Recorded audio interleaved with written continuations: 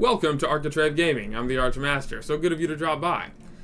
In this video, it's a bit of an update about what's been going on with us. Unfortunately, this isn't a big, philosophy video. Not much you can take out of this, but it's an update. It's telling you what I'm working on and why I'm not uploading as frequently.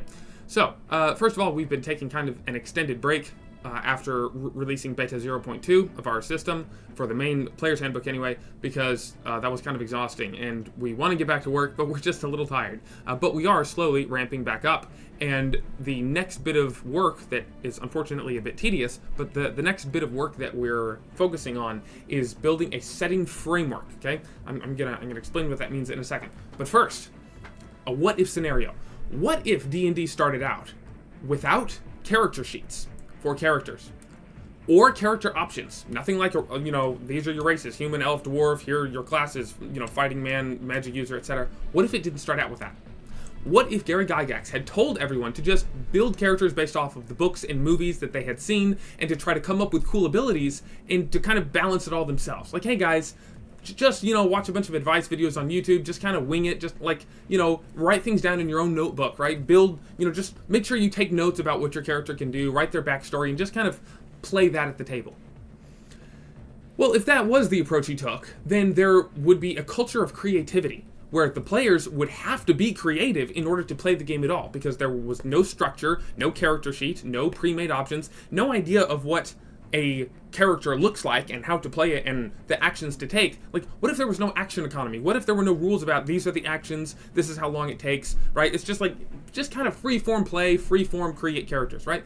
It would build a culture of creativity where you'd have to be creative to play the game, which would be kind of cool in one way, but in another way, it would gatekeep a lot of people. There are a lot of people that just don't have the creativity or don't want to put in the effort to, to be that creative and be that free-form and come up with, let me come up with a new race and a new class, and not even the idea of races and classes, just coming up with stuff. It's like, oh yeah, I'll have this character and he'll be a kind of like a vampire nobleman or whatnot. Like, is that a race? Is that a class? I don't know. Like, what if it was all freeform like that? It would be interesting. It would totally change the culture, but it would leave a lot of people out, right? Giving players a character sheet and a list of options to choose from, like races and classes and equipment and spells and such, makes it accessible to most people. Most players can create a character because there's a character sheet that has all of the things about your character listed, okay? And then a bunch of options in the book, like all the races and classes, that you can then pick from and put in your character sheet. And then you have your character sheet and you run that at the table, and it has all your checks and all your actions and your saves, and if there's structure here, there is structure. It's easy to build a character and it's easy to run a character because of the structure, right? So yeah, it would have been rather intimidating if they didn't get that, okay? But that's exactly what happened to GMs, to dungeon masters at first and game masters everywhere, is they were given that alternate reality of, wow, what if there was never a character sheet and never character options and never a list of actions to take? What if they just had to write down their own notes and kind of freeform it? That's what all GMs were given when it comes to world building and prepping a game and running a game, right? In the same way that you have character creation, you have world creation, we call world building, and we have prep for the session, okay? That is the GM's version of character creation. I'm going to prep all the stuff that I'm going to then use in the game, right? So they don't have a framework for prep. There are so many different games out there with so many different vague ideas, right? This is why, like 90% or more of all of the advice, all the, the TTRPG advice, the D&D advice on YouTube is for GMs. Because GMs don't have the same structure and support system that players do. They don't have the ability to just fill out the character sheet with the pre-made options and run the game, right? It's all on them. It's super freeform. And that's why it's so intimidating. That's one of the reasons, rather. Poor system design and lots of other things make it intimidating. But that is one of the main reasons. Players know. Like when you ask, hey player, do you want to be a GM? They're like, no, thank you. Why? Because they know it's a different beast entirely. It's not the same as being a player at all. You have to freeform everything and follow a completely different set of rules, and there's no framework, there's no system, there's no way to judge rightly whether you succeeded or not. It's all just up in the air. It's very vague. And so I'm looking at that and saying, I'm seeing that over the past 50 years, it's fallen to game masters to create all the world and the conflict all on their own, and they don't have a kind of character sheet for the world, a world sheet, a prep sheet, a plot sheet, etc. They don't have any of that. And you know, especially the options to choose from, where, oh, you know, if I'm going to build a world, instead of like, all right, I have to think about all the biomes. What biomes could there be? I don't know. Let me Google biomes. Let me Google, you know, factions and guilds and hierarchy of feudal structure. Let me Google economy. I'm like, I don't know what to do. How much gold should there be in the world? I don't know, 50,000 gold? Should it be 5 million? I don't know. Like, it's just, it could be anything, could be anywhere. There's no structure. You have to do it all on your own. That's like creating a character and saying, how strong should they be? I don't know. They can lift 200 pounds? 500? I don't know. Like it's as if you gave players characters and never had the idea of a strength score. Like, no way to even quantify it, right? That is what we've done to GMs. We've left them hanging. We're not even going to give you scores or a way to measure different parts of your world. How much commerce is there? How much treasure? How many creatures? Like a threat level. Like, oh, it's a, you know, a 19 threat score or a 15 threat score or a 10 threat score. Like a strength score. Like nothing. We give them 0 and we just leave it up. Just put monsters in places. There's no way. There's no structure. And so we're looking at this.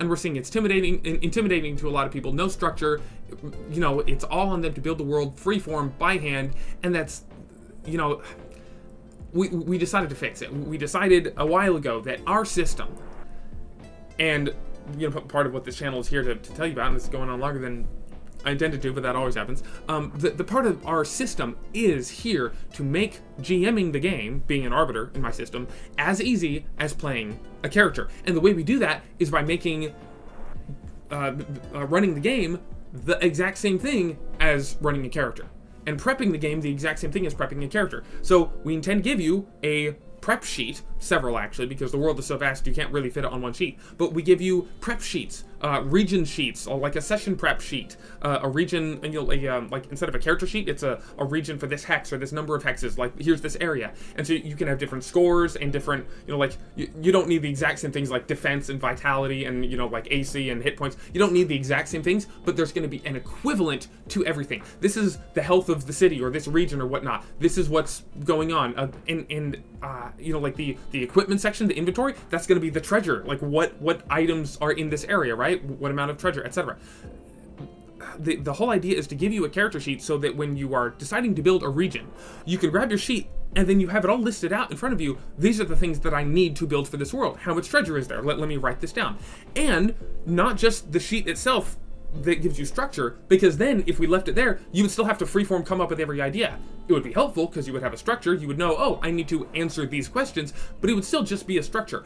What we also intend to do, and this is why it's taking a while, it's gonna be a while if I keep working full-time pushing carts at Walmart, so, you know, funding. But eventually, whether in a year or 10 years, what we intend to give you is the whole list of options. In the same way you have a whole big, you know, player's handbook full of a bunch of races and classes and spells and equipment and whatnot, we intend to give you a list of all the different world-building things that you could use to build your world, right? All the different biomes, all the different amounts of treasure, and actually have it balanced, have a working economy, and build it all into this whole list of options, and then tell you how these options interact with each other, so that you can say, oh yeah, I'm gonna have, you know, this level of wealth and this level of threat and whatnot, and you kind of build a character that way. In the same way you could say, oh, I want to be an elf and I want to be a rogue. Like, oh, I see how elf and rogue interact with each other, and then I want to have this magic item and then this you know, equipment or level of wealth or this religion or whatnot, or I want a multi-class in a warlock, right?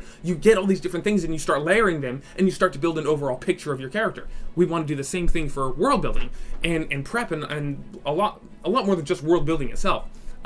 But for now, just the world building part is what we're focusing on. Giving you a sheet and then all of the options where you can just pick and mix and match in the same way that a character, that a player rather, finds it really easy to just pick up a character sheet, look at the options, say, I want elf, I want wood elf, I want fighter, champion fighter, I want this magic item, whatnot, boom, you built your character, right? It's so easy. It's very approachable to a lot of people. In the same way, we want to give that to arbiters, and they have their sheet and they say, oh cool, I need this level of wealth, these creatures, this monster, this threat level, and then something like a central conflict, like here's the thing, boom, you have your setting, you have a framework for it, right? And then on to part 2, I know this is a really long video, part 2 would be running that you know, part of the world, that region, that sheet, in the game. It would have actions listed in the same way that in my system with the Colonnade engine, you know, with Arches of Apsyildon, using the game engine it has, you have your actions listed, your move, achieve, speak, and think, right? Those, like, the really cool thing is if you play Arches of Apsyildon, you play my game system, as a player, you see how the character works, the different layers of customization, and you see the different actions and whatnot. When you decide to be an Arbiter, it's the exact same thing. It actually runs off the same engine. It runs off the Colonnade engine. You'll have your move, your achieve, your speak, and your think. And you might be thinking, well, how does that even work in game? Like, the land moves and it achieves and it speaks and it thinks, right? But it's all going to be translated to the actions that the characters take in the world. It's going to be super cool. I don't have time to go into all of it now, but that's our thing. That's what we're going for. We want running the game to be as easy as playing the game, and the way you do that is to make it the exact same thing as playing the game. You give them a character sheet, you give them options, you give them ways to you give them pre-made actions and whatnot, like in a loose way, and then they take those actions, and it just helps and guides, and it makes GMing as easy as playing. It's super cool. I think it's kind of revolutionary, if I can use that word. I've never seen anyone else do this, and I'm very excited about it. But lastly, I know this may sound like blasphemy. This may sound like, no, you can't just give the GM a character sheet and a preset list of actions, because then you're stifling their creativity. And if you give them all this pre-made stuff, then they're not going to be creative. And, also, am I going to be restricted by this list of actions? I can only take these actions, like, once a round? Like, okay, I totally hear that. And if that was the approach I was taking, then yeah, it might be kind of bad. This is not a meta currency system, and there are not going to be any action restrictions where GM, you can only take this many actions in combat, or you can only take this action if you have this meta currency, if you have fear or dread or blah blah blah. We're not doing that. We're not doing a meta currency. We're not restricting your actions at all. This is a framework. It is an aid. It is a help. Right? In the same way that a player at the table can describe their character, doing anything. I walk over, I pick up a candlestick and I throw it at the guy, right? That's not an action on the character sheet, right? They can do all sorts of things in the world and describe it, right? In the same way, the Arbiter still has the ability to just describe anything happening. Rocks fall, the weather turns, right?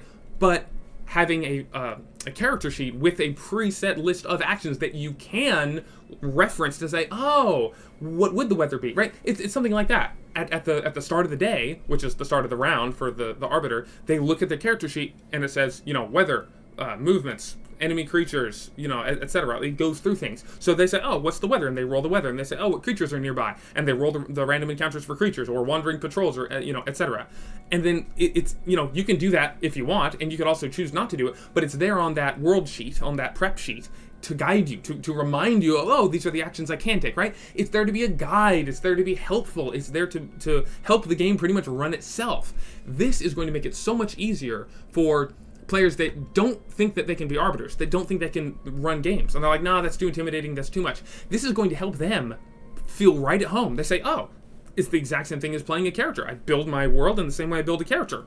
Same thing, wow, that's easy. And I run it with a sheet, and I have my actions and my inventory and my, etc. It's all there in front of me. I have my attribute scores for the world. What's the constitution of the world? What's the layout of it? What difficulties and hazards and whatnot? What's the dexterity of the world, etc. Like, I'm going to translate all of these to world-building concepts, right? But they can just look at that and say, I already know how to play this. This is just playing a character, but it's just a world. And they read a few pages of the Archmaster's Archive, which is my Arbiter guidebook, and they can just see how it works, and it's going to be super cool. The Lords are very generous. Anyway, that's what I'm doing. That's what I'm working on. That's what I'm going for. That's my next thing. I would like to create a bunch of creatures to put in a big creature book and whatnot so that it can be playable, but that's so tedious. It really is tedious writing out dozens of creatures.